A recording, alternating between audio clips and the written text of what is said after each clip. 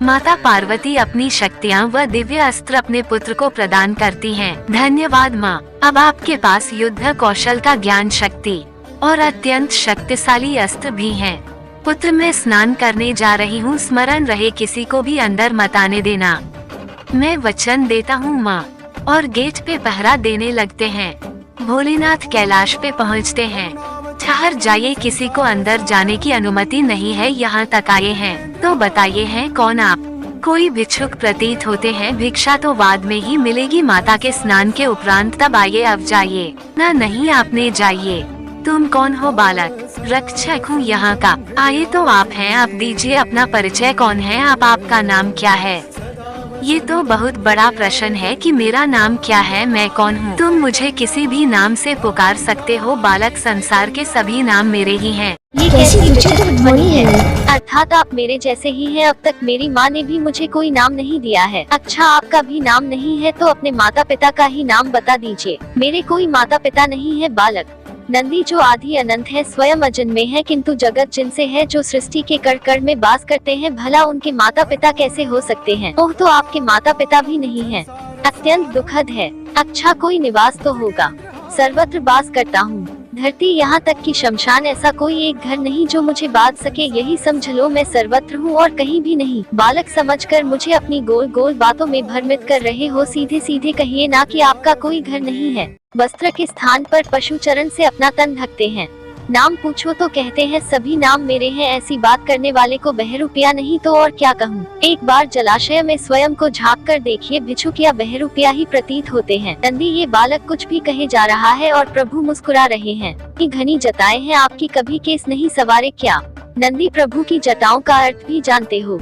माता पार्वती की साखी, कुछ तो कहिए, किसके विचारों में डूबी हैं आप? मैं उनके विचारों में मगन हूँ जिनका शीश घनी जटाओं से सुशोभित है, जो उनका शीश पवित्रता का प्रतीक है। इनकी उन जटाओं से होकर स्वयं परम पावन देवी गंगा की निर्मल धारा प्रवाहित होती है। गणेश जी, आपका तो सब कुछ विचित्र है। और यह मस्तक पर तीसरा नेत्र क्यों है? देखने के लिए दो नेत्र कम पड़ गए थे क्या? पार्वती, जिनका तीसरा नेत्र प्रतीक है, इसका जो दो नेत्रों से देखा जाता है वह सदा सत्य नहीं होता। जीवन के परम सत्य को ज्ञात करने के लिए तो अंतरात्मा की सूक्ष्म दृष्टि की आवश्यकता होती है। वही सूक्ष्म दृष्टि तो प्रदान करता है तीसरा नेत्र। आपका तो यह अस्त्र और इस पर लटका बाघ यंत्र दोनों ही विचित्र हैं। क्या ये यंत्र है? महादेव डमरू, आपके इस यंत्र का नाम भी विचित्र है, डमरू। माता पार्वती, उनका त्रिशूल संहार का प्रतीक है और इसका भी राजस्व और सात्विक तीनों गुणों पर पूर्ण नियंत्रण। उनके डमरू का आकार तो अनंत का ही स्वरूप है, जिनके नाद से ब्रह्मांड का भ्रम, अक्षर का स्वर का व्यंजन और समस्त संसार का जन्म हुआ। ये इनके तन से क्या झाड़ रहा है, जिसका स्पर्श मुझे भा रहा है? पार्वती, उनके तन पर भस्म का भी पूर्ण रहस्य है। भस्म तो वह है जो अनुस्वार है, वह विभूति होती है जो हमें बोध करती है। जो जन्मा है उसे एक दिन भस्म ही होना है। भस्म होने के साथ नश्वरता का भी अंत होता है, इसीलिए भस्म ही वास्तविक ऐश्वर्य का प्रतीक है। गणेश, भस्म लगाकर घूमना तो आलसियों का कार्य है, कहीं लग गई होगी। बालक, अपनी माँ के प्रति तुम्हारी भक्ति देखकर बहुत प्रसन्न हूँ। गणेश जी, अपनी माँ का पुत्र हूँ। बलपूर्वक जाने का प्रयास करने वाले को बलपूर्वक रोक दूंगा।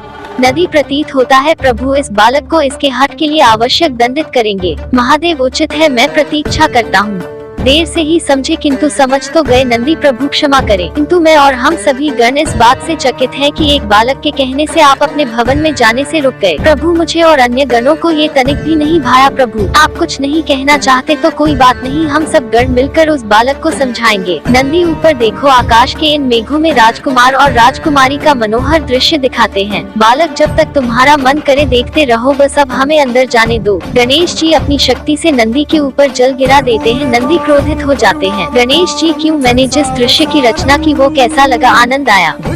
आनंद तो आया होगा।